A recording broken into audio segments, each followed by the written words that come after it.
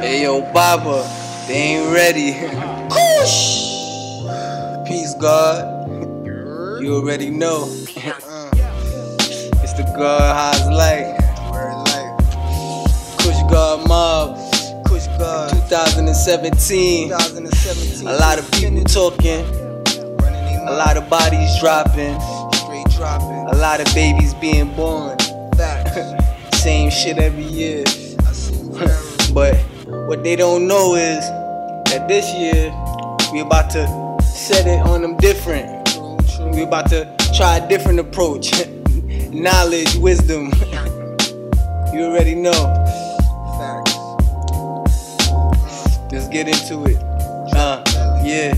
Every time fire, every time fire, every time fire, every time fire, every time fire, every time fire, every time fire, every time fire, every time fire, every time fire. Live and direct, when I say live and direct, we live and direct here at the Park African Festival. Jaju said greetings, greetings, greetings, greetings, greetings. Greetings in the name of His Imperial Majesty, Emperor Haile Selassie I the First. Jah, Rastafari, ever living, ever faithful, ever sure, Selassie I. You don't know the coconut man. And me are the corn soup man. Corn soup man, me are the corn soup man. Corn soup man, me are the corn soup man.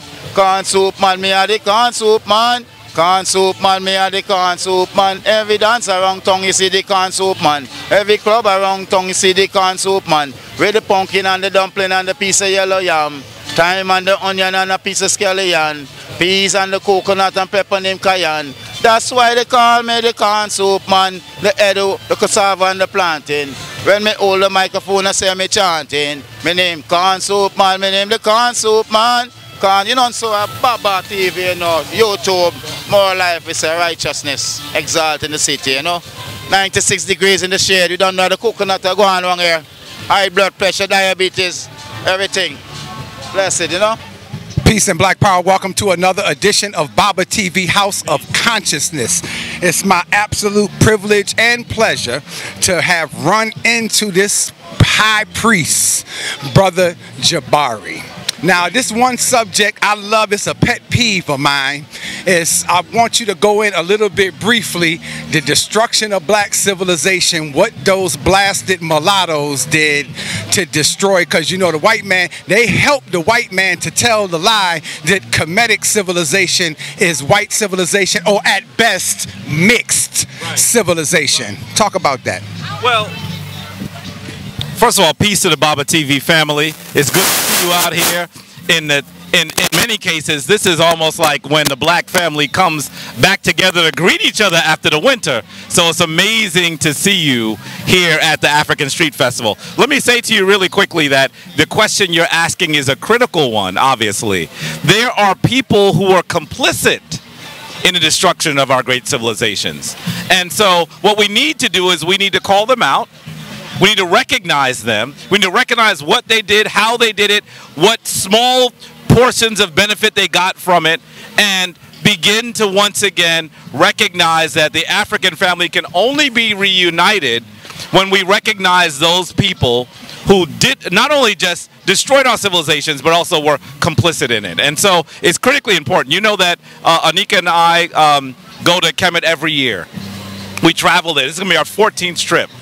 As we travel this year, we recognize those peoples that sometimes we call Arabs. Sometimes we call them Arabs, but you see them. Occasionally you'll see those whose noses are wider than mine, whose lips are thicker than mine, whose skin is darker than mine, who still consider themselves Arabs. And you have to ask yourself, well, why do they recognize, even if you wanted to go genetically, only one portion of their parentage? And that's because they believe they benefited from the betrayal of our African civilizations. We are going to come to a point, dear family, where as we mature and come into consciousness and power, we are going to have to identify those people among us who did us wrong. Those people among us that must be dealt with.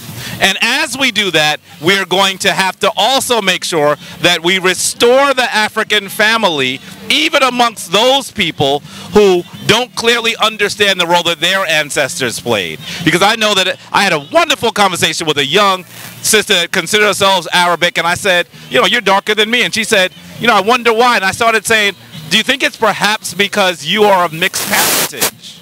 She had never even heard that concept where she was from. And she said, you know, maybe that's why I'm so comfortable amongst the Nubians.